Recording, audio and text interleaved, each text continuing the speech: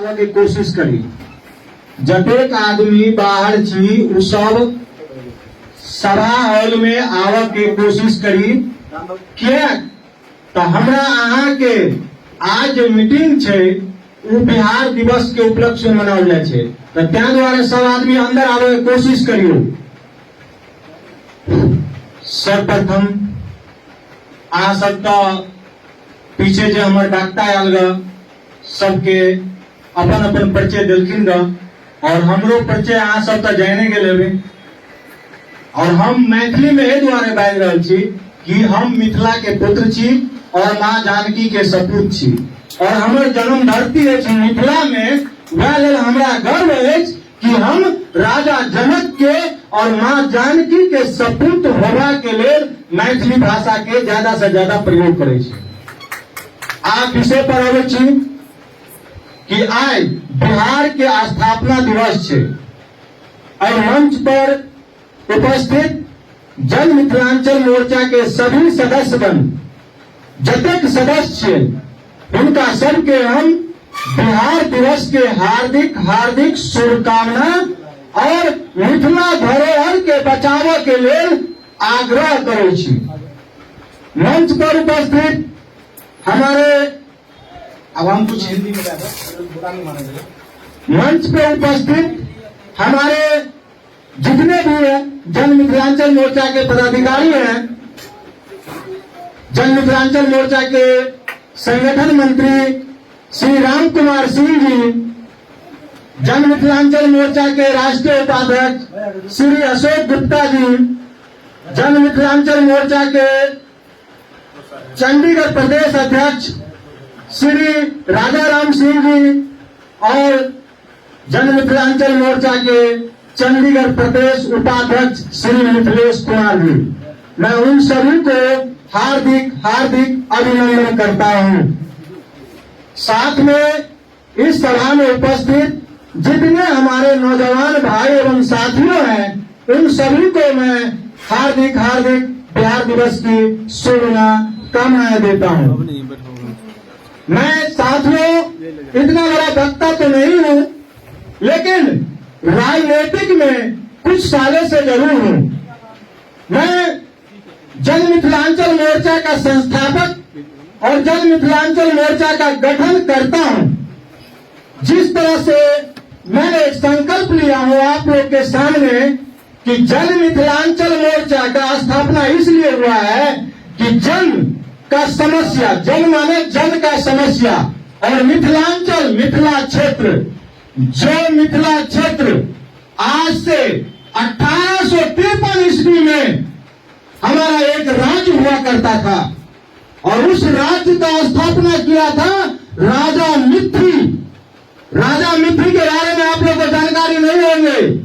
राजा मिथि राजा जनक जी के पिता थे और उन्होंने मिथिला राज्य का स्थापना किया था 1853 ईस्वी में और बिहार का नामो निशान नहीं थे। जब हम लोगों ने मिथिला राज्य की मांग की, यानी हमारे जो पूर्वजों ने मिथिला राज्य की मांग उठाया, तो बिहार और बंगाल की विभाजन हुई थी और उसी समय बिहार और बंगाल एक राज्य हुआ करता था। सबसे पहले बंगाल से विभाजन होने वाले राज्य असम हुआ और उसके बाद त्रिपुरा, त्रिपुरा के बाद अरुणाचल प्रदेश, अरुणाचल प्रदेश के बाद मणिपुर और मणिपुर के बाद असम को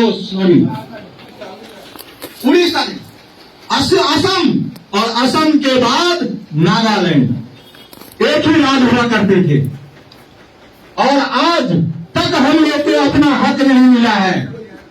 सन 1936 में उड़िया भाषी लोगों ने अपने अधिकार के लिए लड़ाई लड़े और उन्होंने अपना अलग राज्य उड़ीसा बनाए सन 1936 ईस्वी में। उसके बाद हम लोगों की लड़ाई लड़ती रही, लेकिन हमारे पूर्वजों ने घुटनों नहीं टेकी।